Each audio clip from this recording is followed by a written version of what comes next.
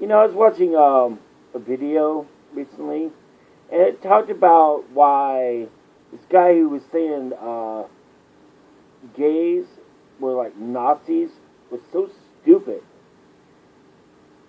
And I'm like, at the surface, I could see that, and I could go, okay, yeah, okay, that's kind of stupid. But then I got thinking about it, and I was like, well, what exactly is so stupid about it? I mean, it's kind of like gay rights has become an authoritarianism. Well, it always was an authoritarianism. It was just at first an anti-establishment, progressive authoritarianism. And then as it gained ground, it started to cement into a actual movement and a mainstream. So it's the new establishment. It's just the unestablishment. And what good is that? I mean, won't it adopt the same dogmas, have the same problems, gain the same corruptions? It's not progressive anymore. Well, it's progressive because it's left-leaning, but it's not dynamic. It's static, just like every other establishment is. It'll just be something kind of new. Oh, interesting. Well, new as in now, but I guess the Roman Legion was like that. Their establishment was homosexual based.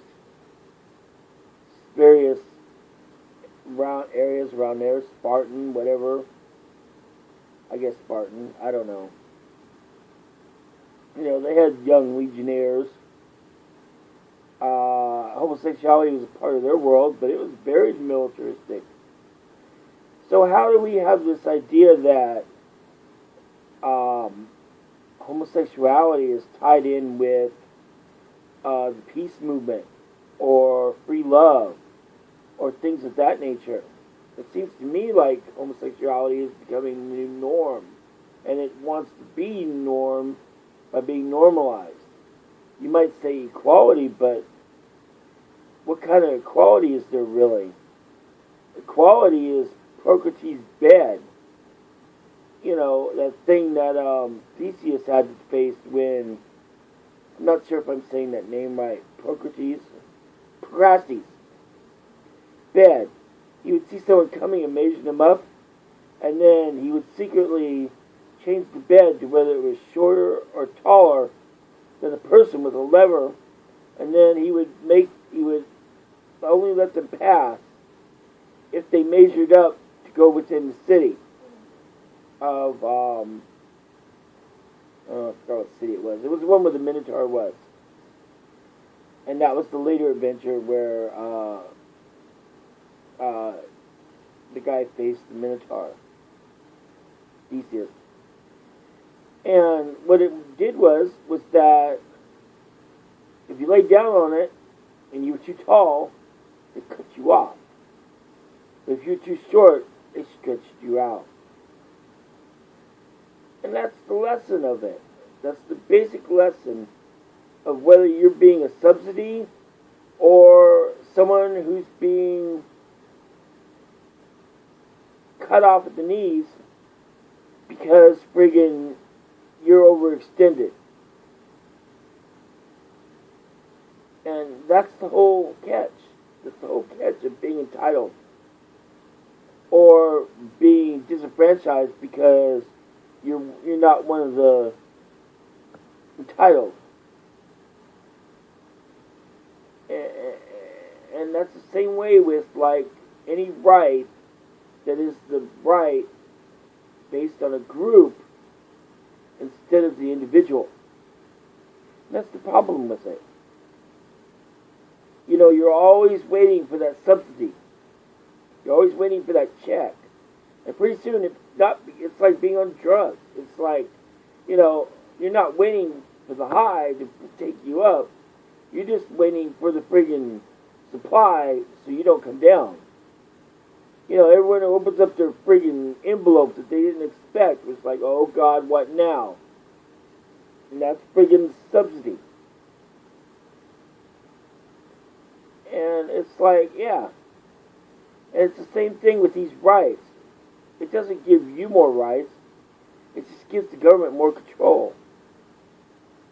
So maybe this guy is right about the Nazis, the gay Nazis, because it's either the Nazis or it's gender issues with men and women, or it's something to do with race. And there's even things I agree with, like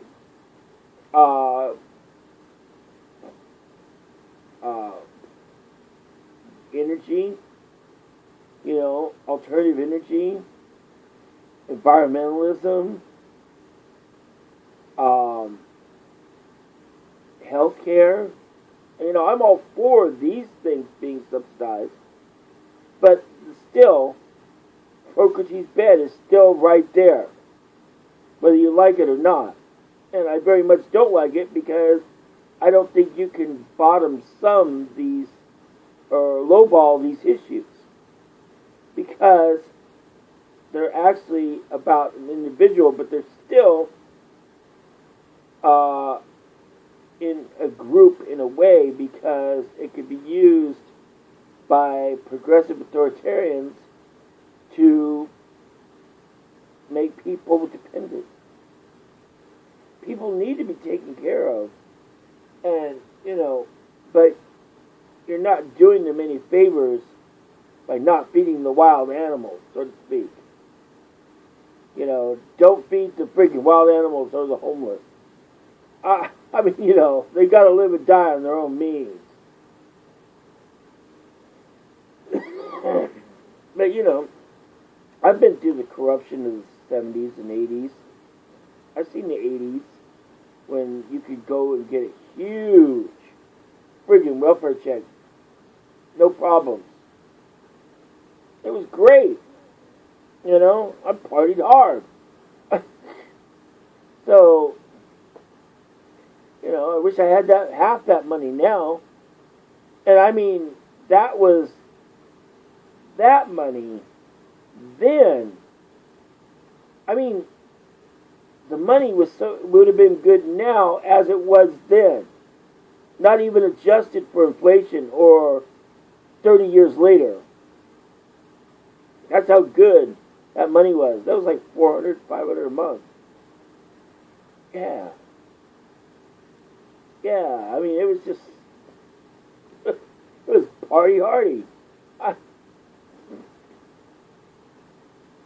shouldn't talk about things like that, I guess. Yeah.